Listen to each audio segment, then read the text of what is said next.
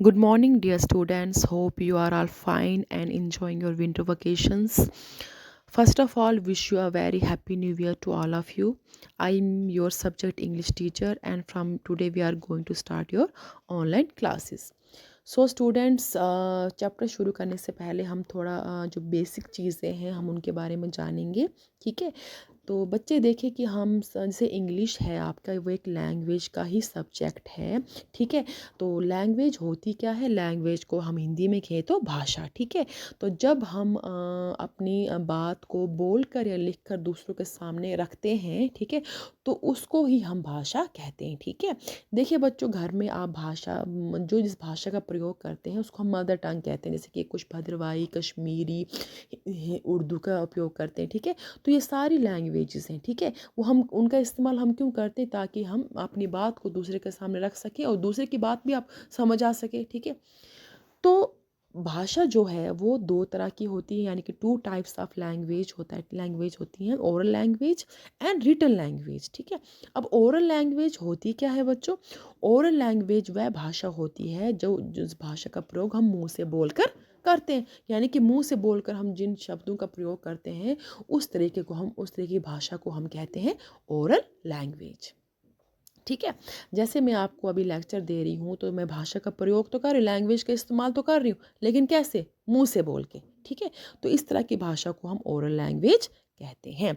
Next है आपका written language. अब ये रिटन लैंग्वेज होती क्या है बच्चों, रिटन लैंग्वेज जब हम लिख कर जिस भाषा का प्रयोग करते हैं उस भाषा को हम रिटन लैंग्वेज कहते हैं। जैसे आपकी बुक्स हैं, वो रिटन लैंग्वेज में ही आती, क्यों, क्योंकि हम उनको वो लिख के हमें बताई गई होती है, हम उनको लिख के पढ़ के हम समझते हैं कि इसमें क्या बताया गया, तो वो लिखित भाषा में आता है। ठीक है, तो ये तो हो गई लैंग्वेज। अब बात करते हैं आगे। ठीक है, अब देखिए बच्चों, लैंग्वेज से इंग्लिश लैंग्वेज है उसमें हमारे 26 लेटर्स आते हैं जिनको हम अल्फ़ाबेट्स भी कहते हैं। ठीक है, ए से लेकर जेड तक।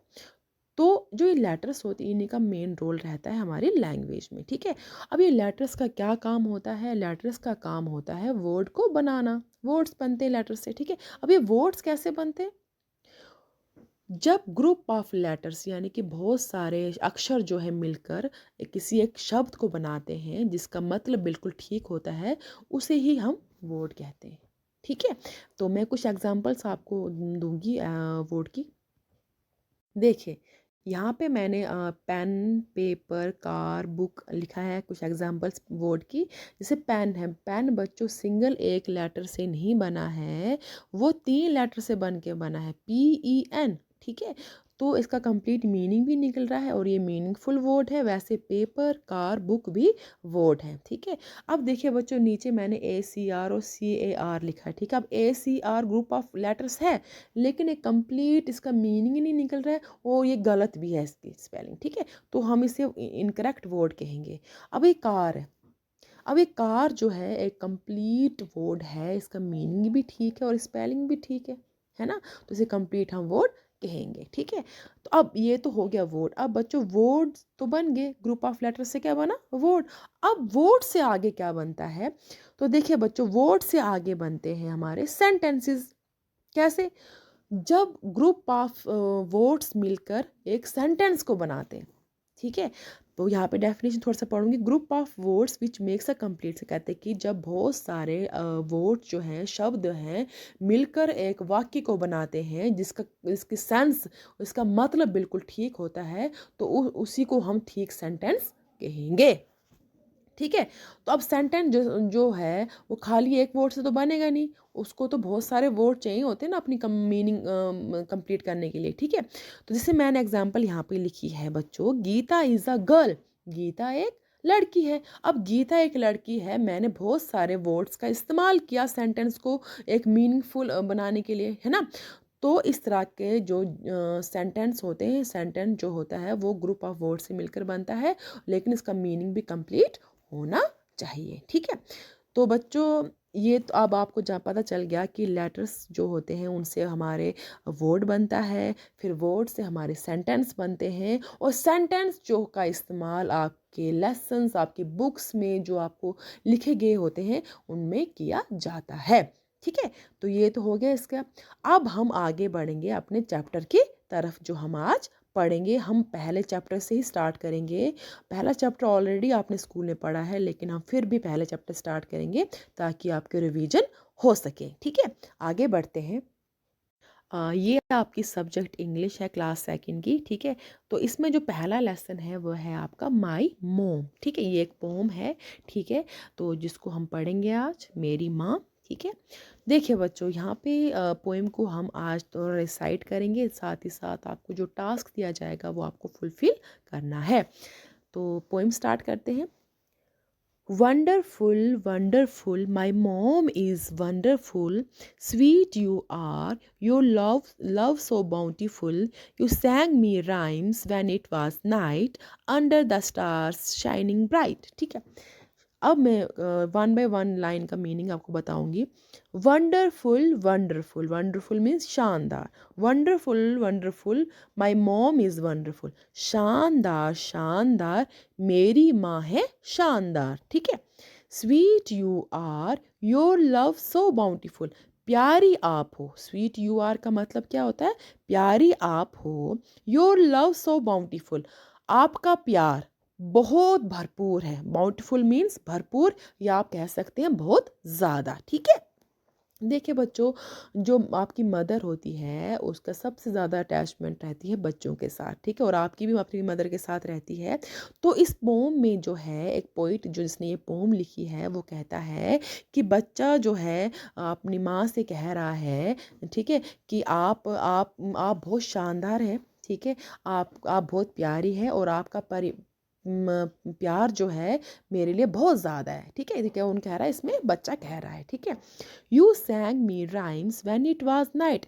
आप गाती थी मेरे लिए कविताएं जब रात होती थी। तो बच्चा कहता है कि जब आप राइम्स को हम कविताएं भी कह सकते हैं और गीत भी कह सकते हैं। ठीक है, तो बच्चा कहता है कि आप मेरे लिए कविताएं गाती थी जब रात होती थी। देखो बच्चों, जो माएँ होती हैं तो बच्चों को कभी सुलाने के लिए लोरियाँ गाती हैं, पोइम्स गाती हैं। ठीक है, तो बच्चा कहता है कि जब रात होती थी आप मेरे लिए अच्छी अच्छी कविताएं मुझे सुनाती थी। ठीक है, under the star shining bright, चमकते हुए तारों के नीचे। ठीक है, मतलब जब रात होती थी तो तुम मुझे गोद में उठा के प्यार से मुझे कविताएं सुनाती थी, राइम लोरियाँ सुनाती थी। ठीक है, तो क्या वो बच्चा अपनी माँ को ये कह रहा है कि आप कितनी अच्छी थी और आप मुझसे कितना प्यार करती थी, और जिसकी वजह से वो लोरियाँ सुनाना, मतलब वो बच्चा अपनी जो है अपनी माँ को ये बोल कर उनके भला उनका शुक्रिया अदा कर रहा है कि माँ इतनी अच्छी होती है। ठीक है, तो बच्चों आज हम जो है यहीं तक पोइम को रिसाइट करेंगे। ठीक है,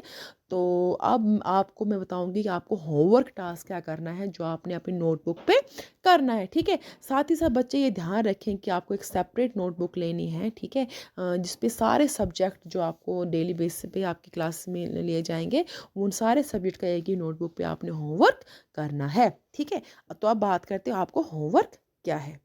पहले देखो बच्चों, मैंने यहाँ पे क्या किया है ताकि आपको जो पोएम के वो मीनिंग जो है आपको याद रहे उसके हिंदी में, इसलिए हमने क्या किया इस बार कि आप क्या करेंगे कि इस पोएम की जो 4 लाइनें हमने आज पढ़ी उनको मैंने इंग्लिश में भी लिखा है और हिंदी में भी उनकी मीनिंग दिए गए, और आपने अपनी अपनी नोटबुक पे ऐसे ही इनको लिखना है। ठीक है, wonderful, wonderful, my mom is wonderful. ठीक है, देखो, शानदार, शानदार, मेरी माँ है शानदार।